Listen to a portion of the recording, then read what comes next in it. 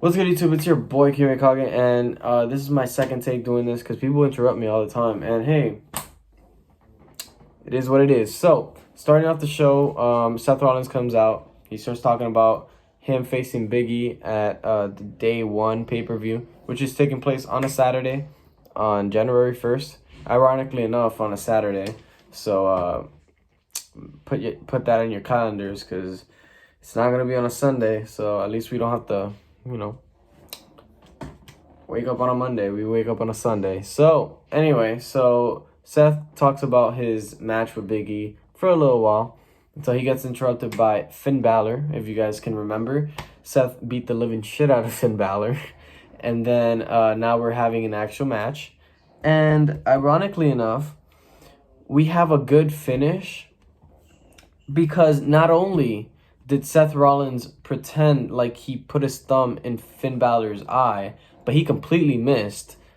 And Finn Balor still sold it like if it was in his eye. But, of course, the recording tells you. But kayfabe, they're actors. They got to act. But that shit hit his forehead. So, but I'm not going to I'm not going to lie. That was funny. But if that was the case, you could have just pretended you had a brain disorder or some shit like that. And, pretended like he actually hit you in your forehead and it actually hurt. But, yeah, of course, Seth technically was supposed to poke him in the eye, and he did his curb stomp and won the match. After that, we had Edge returning to Raw, which was really good. Really good, the promo he did. He was like, oh, new talent, I want to face other people, etc., etc. And lo and behold, The Miz comes back as well. And The Miz talks about him not getting the promotion, that he's back and all that. And Edge basically just slams him. And he's like, well, if you weren't out, going to Dancing with the Stars, then probably John Morrison wouldn't have gotten fired. And the whole crowd was like, oh, shit. But, yes, please sign him again. He deserves better. Please. But, yeah, he did speak facts. The Miz left. John Morrison was there. WWE didn't see him as an act of his own, so they fired him, basically, which was really crazy because John Morrison's a really good talent, but I'm not going to talk about John Morrison and the way I feel about him because he's really great. But after that, we have RK Bro, Randy Orton, and Matt Riddle, and I thought they were going to lose the championships today because Jesus Christ, they had a lot of near falls. But they were going up against Dolph Ziggler and Bobby Roode. Well, shit, I'm sorry. It's Robert Roode now, guys. I'm sorry. I've watched way too many TNA. So, yeah, Big Bob, Robert Roode.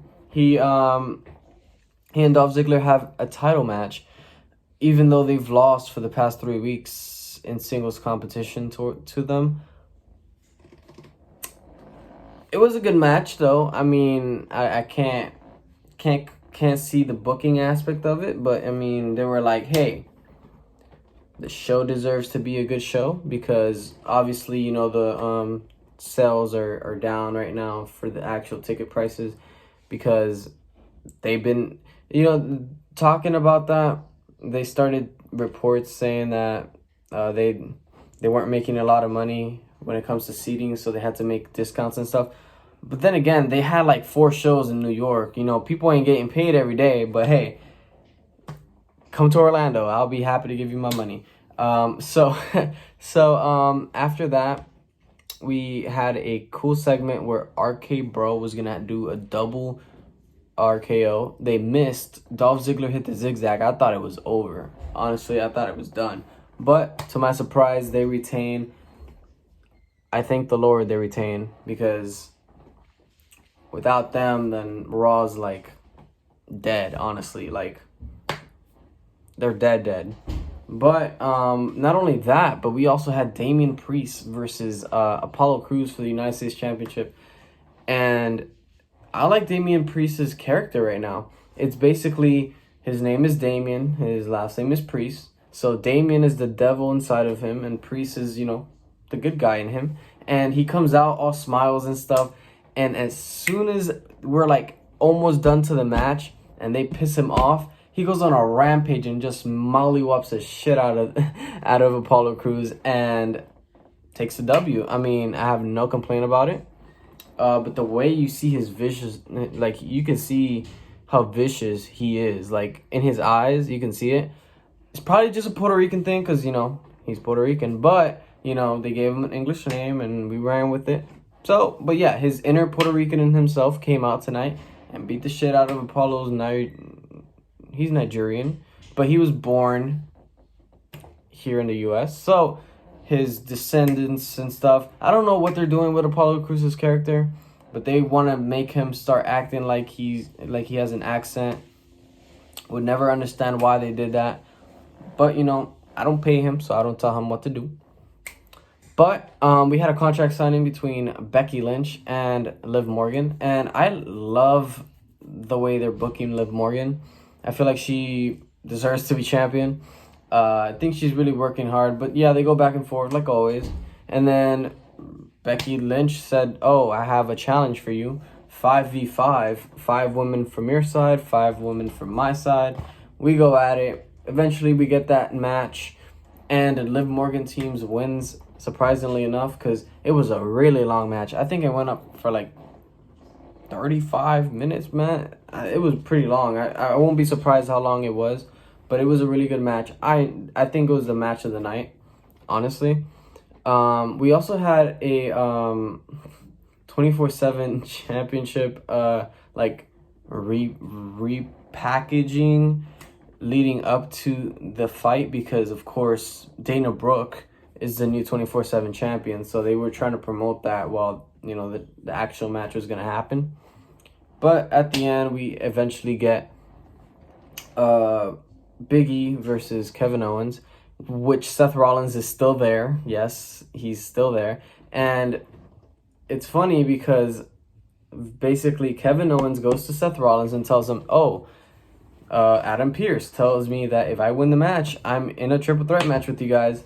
And Seth Rollins is like, no, you're not. I'm going to go talk to Adam Pearce. And he goes to Adam Pearce, and Adam Pearce is like, nope, Kevin Owens is telling you a lie. And then Seth Rollins goes back to KO, and he's like, yeah, you lied to me. He's like, no, I didn't. So then Rollins goes back to Pearce, and Pearce is like, well, it's a good idea. So yeah, if he wins, he's in the match. So basically, we're going to have Big E versus Kevin Owens. And if Kevin Owens wins, he will be in the day 1 pay-per-view for a triple threat match for the WWE Championship. And the way it ends is kind of suspicious, because if you think about it this way, Kevin Owens slaps Seth Rollins. That way Seth Rollins can hit him, and then he would get disqualified, meaning that Kevin Owens wins, and you have Kevin Owens, of course, in the triple threat match. But Seth says he's too smart for him. He sits back down. He's like, yeah, I got slapped, but I'm going to sit down. And they fight for another 15 minutes. Then Kevin Owens decides to come back outside, but instead of slapping him, he just starts beating him up. And then Seth goes in and he starts beating up Kevin, doing exactly what Kevin wanted. So now we're going to have Kevin Owens versus Big E versus Seth Rollins for the WWE Championship. And guess what? This all could have been avoided if Seth Rollins just thought about just hitting Big E, because technically Kevin Owens is a bad guy, Seth Rollins is a bad guy, and Big E is the only good guy. So if Seth hits the good guy, that means it's just going to be Seth Rollins versus Big E. Besides that, I enjoyed it. I mean, I'm not the one booking it, so yeah. I feel like Kevin Owens should win. At me, I don't give a damn. Kevin Owens should win. He's doing really good. Seth Rollins is hilarious. He's like, he had me laughing the whole time. But we had Austin Theory inside Vince McMahon. I think that toppled everything.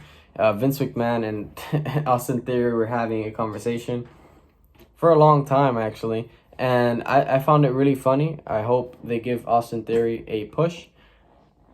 But yeah, with that being said, that was the review. Thank you guys so much for watching today's video. They call me the king. Make sure you guys subscribe to the channel for more videos like this. And make sure you guys like the video so other people in the world can see me and I can see you guys. Because obviously I can see you guys.